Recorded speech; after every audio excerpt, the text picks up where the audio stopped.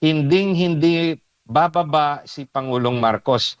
Sa rason na kung bababa siya, uulan ang mga kaso laban sa kanya at siya ang posibleng makulong.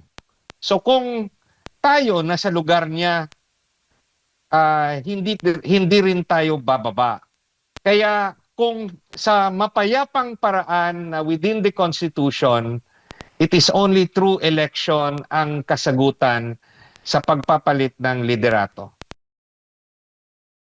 Makakasama na natin si Attorney J.V. Hinlo, Deputy Secretary General for Visayas po ng PDP Laban. Attorney, maayong hapon. Diha, kanimo.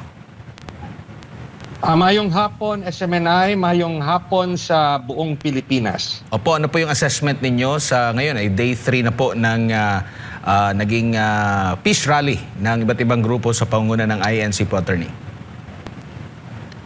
Nabigla ang lahat na lumabas sa kanyang comfort zone ang INC, no? Ito'y pagpapakita ng pagkondena sa patuloy na korupsyon at walang hustisya. At isa sa kanilang miyembro, si Senator Marcoleta, ay sa tingin nila ay inaapi dahil po meron ng mga announcements na magkakaroon ng plunder charge si Senator Marcoleta, which is a non-bailable offense. Yung nakakabahala sa pananaw ng INC ay yung mga reklamo laban sa mga ibang personalidad na mga kaalyado ni Pangulong Marcos, ang mga kaso laban sa kanila ay hindi umuusad. Pero yung mga personalidad na sa tingin ng administrasyon ay hindi nila kakampi, sila po yung mga nakakasuhan. Opo. At ito bang mga nagaganap, attorney, may epekto pa rin ho ba sa mata ng gobyerno o mas epektibo po ito na marami pa po mga kababayan o publiko na makiisa at ma-aware hinggil sa mga issue po sa ating bansa? Sa personal kong opinion, wala pong epekto ito sa desisyon ng administrasyon. Yun nga yung nakakabahala, parang wala lang sa kanila, no? At sa tingin ko, kung merong mga panawagan na pa-resign si Pangulong Marcos, hindi magre-resign si Pangulong Marcos dahil sa mga mapayapang rally. So, yan po ang katotohanan at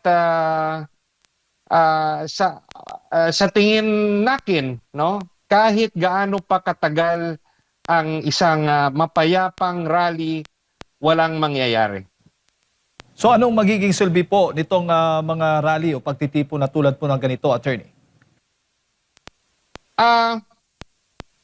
Ito'y dapat magbukas sa ating isipan na within the constitutional process, yung pagpapalit ng liderato ay sa pamamagitan ng eleksyon. Magpapalakas dapat ang oposisyon kung sa tingin nila ay hindi na nila kaya ang pamumuno ni Pangulong Marcos, kailangan nilang mag-prepare para sa 2028 election.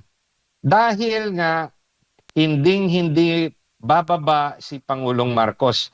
Sa rason na kung bababa siya, uulan ang mga kaso laban sa kanya at siya ang posibleng makulong. So kung tayo nasa lugar niya, hindi rin tayo bababa. Kaya kung sa mapayapang paraan na within the Constitution, it is only through election ang kasagutan sa pagpapalit ng liderato. Opo, wala po ko ngayon yung Pangulo. Nasa Canada po. Ano pong pakiramdam po ninyo? Dalawang pwedeng rason yan. Yung isa,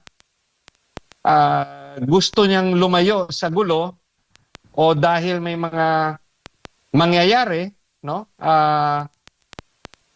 Na gusto niya wala siya dito kung mangyayari yon. For example, kung lalabas yung kaso laban kay Senator Marcoleta at dadakpin si Senator Marcoleta, it could be done na wala ditong ating Pangulo, no? Yung pangalawa namang posibilidad, wala siyang pakialam sa mga kaganapan sa lansangan. Dahil kahit magpatuloy ito, siya pa rin ang Pangulo by the end of the day at bukas. Opo. Pero attorney, ang lahat po ng mga nangyayari ngayon ay nakikita nyo ba o masasabi talagang may selective justice ang ating bansa? Di ba lumabas sa balita nung mga nakaraang linggo na nagsabi si Ombudsman Rimulya na meron ng mga kaso na didesisyonan nila tungkol sa mga reklamo laban kay Senator Escudero at kay Senator Villanueva. Nabigla na lang tayo ngayon na mauuna pa yung kaso laban kay Senator Marcoleta.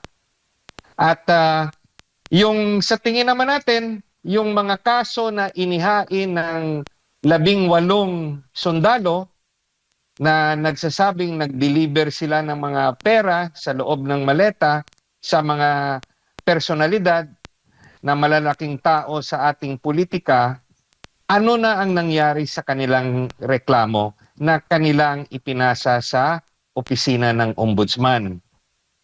May lalabas rin ba na charges na ifa-file sa Sandigan Bayan o hanggang ngayon ay under review pa rin yan? At meron nga iba, nagbalita rin na meron na rin kaso na naihain laban kay former Speaker Romualdez. Pero hanggang ngayon, wala pa rin tayong alam, no? Kung ano na nangyari sa kasong yon na I suppose criminal complaints. But we also have to understand na bilang isang abogado, hindi talaga aakyat ang kaso kung kulang ang ebidensya, no? Kasi pag pinaakyat mo ang isang kaso na isang base sa mahinang ebidensya at nagkaroon ng arraignment at pagkatapos ng arraignment madidismiss ang kaso, magkakaroon ng tinatawag nating double jeopardy. Hindi na siya pwedeng mafailan ng panibagong kaso based on the same complaint, based on the same actions. So parang malilibre na siya dahil na-dismiss ang kaso niya dahil nga kulang sa ebidensya. A prime example, for example, yung sa testimonya ni former Congressman Zaldico. Napaka-importante ng kanyang testimonya para magkaroon ng katiyakang conviction laban sa mga taong gobyerno. Pero paano siya makatestigo? Wala siya sa Pilipinas. Yun nga lang, yung sinasabi kong very concrete evidence ay yung mga testimonya ng mga 18 na sundalo na kasama yung mga Marines, no? Yung kanilang testimonya are positive testimony. Dapat based on their testimony, dagdagan lang ng iba pang testimonya gaya ng pagsabpina, let's say ng mga record, no? Kung pwede, gamitin natin yung legislative process, ipabuksan rin yung mga bank accounts ng mga tinuturo nilang mga politiko, titignan, i-compare sa SALN, gaya ng kanila ginagawa kay Vice President Duterte. Yan yung sinasabi nating sana kung ginawa nila yon ng ombudsman at ng Kongreso, pag ginawa nila yon, masasabi nating walang selective justice. Pero kung kanila lang i-strictly implement yung mga subpoena powers nila laban lang sa isang tao, at yan yung kay Vice President Duterte, masasabi nating bakit pinipili lang ang pagpapatupad ng batas.